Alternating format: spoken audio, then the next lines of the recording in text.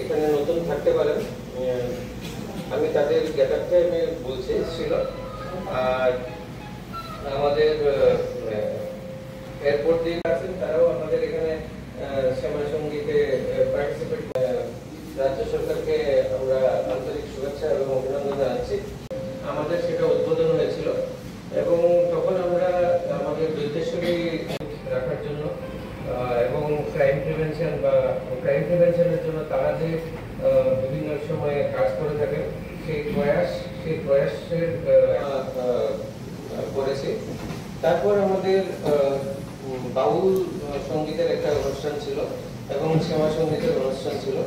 তারপর হয়েছিল এই কালী পূজার আগের দিন এবং তার ইনোগ্রেশন হয়, প্রোগ্রামের ইনোগ্রেশন হয়। আমাদের যিনি চিফ গেস্ট ছিলেন সেই চিফ গেস্ট